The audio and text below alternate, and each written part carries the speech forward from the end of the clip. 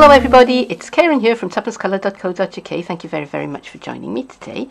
This is what I've been making today. It's a little bit of origami, and I think this is called a pinwheel pouch. And if I open it up, inside we have a little greetings card, which opens up to say from me to you, and a little gift of a tea bag. They're very straightforward to make. Lots and lots of fun. Now I've chosen to put a tea bag in here, but you could quite easily put a gift card or some money or something else, you know, just a little sentiment. Stay with me, I'll show you how they're made. Here are the supplies that I'm using today. I have a piece of the Tea Room Designer Series paper. It's a specialty designer series paper. It's thinner than our usual paper, and I've cut a square that is 7 inches on a side. I'm going to put a little square card inside, so I've got a bit of Very Vanilla, and I've cut it to 6 inches by 3 and scored and folded it at 3 inches. I'm using stamps from the Time for Tea set, and I'm going to use Tuxedo Black.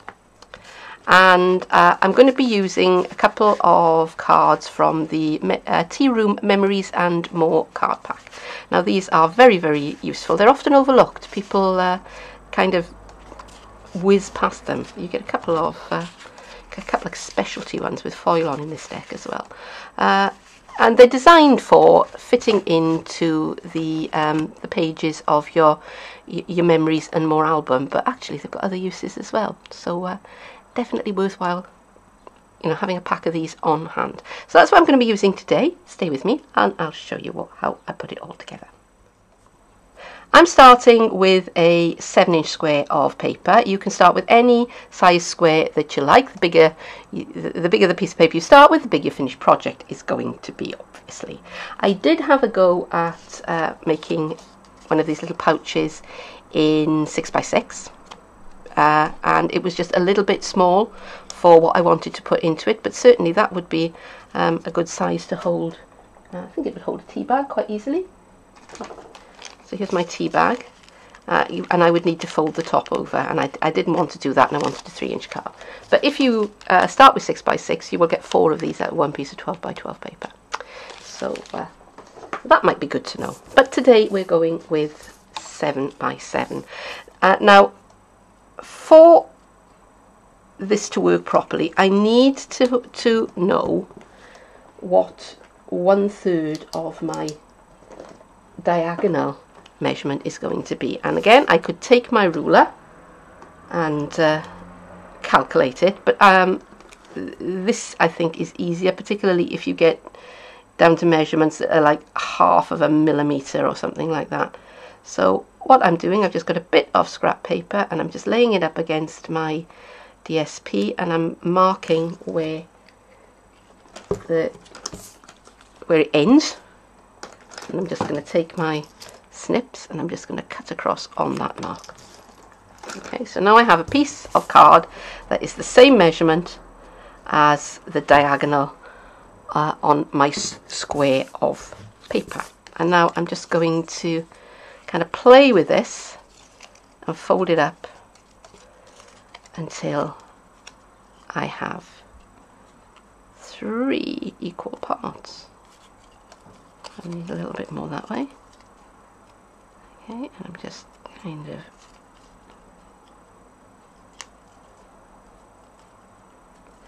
adjusting and keeping on adjusting until I have my 3 equal bits. And when I done that, I'm just going to squash that down, and I'm going to cut away one piece. So now I have 1/3 and 2/3. And now I'm going to start folding my paper. So I'm going to put it with the side I want on the inside up, facing me. And I'm going to fold corner to corner.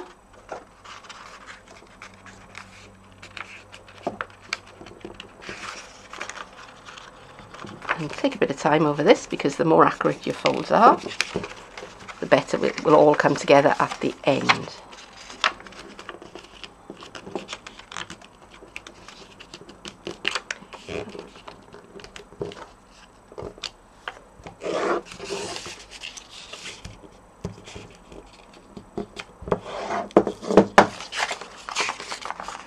And I'm going to do the same in the opposite direction.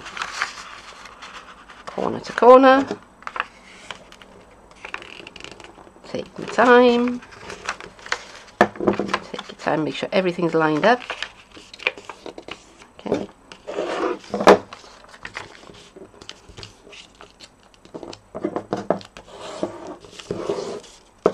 Okay. So now I have something that looks like that. So this is where I'm going to bring in my 1/3, 2/3 strips. Now, either you can put your 1/3 and fold up to it, but I find it easier to take the 2/3, still folded, fit that over the end of my paper so that the corner is up to the top of it, and now I've got a marker that I can use. So I'm just going to bring this point up to that mark. Okay, make sure that's straight, and I'm trying to keep everything lined up because the light in here today isn't particularly brilliant. Okay, and now I can put that away, don't need that anymore. So I'm going to take this point and bring it down to meet the folded edge. And now I'm going to take the point and I'm going to bring it back to meet that folded edge. And I'm going to rotate my paper, and now I'm going to bring this point up to that point. So I'm covering up the folded back piece, if that makes sense. And again, I'm going to take that point and take it down to my folded edge, and that point back up to the other folded edge. Okay. So,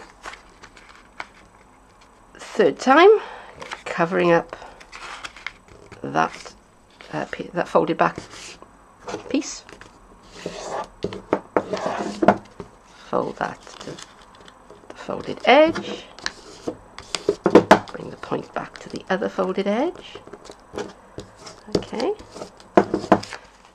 And I'm finally going to turn that over and bring that point to that point.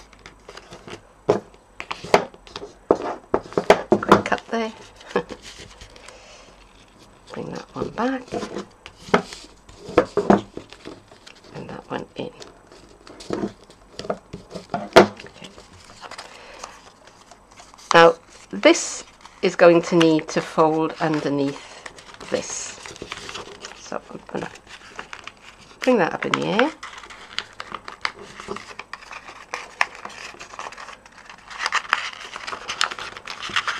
And I'm just going suck it in. Okay. Alright, so that's my little pinwheel envelope. Now I'm going to work on the little card to go inside. I've chosen this pattern for my background card, and I've cut it down to 3 by 3, and I'm just going to run my liquid adhesive all across the back of it.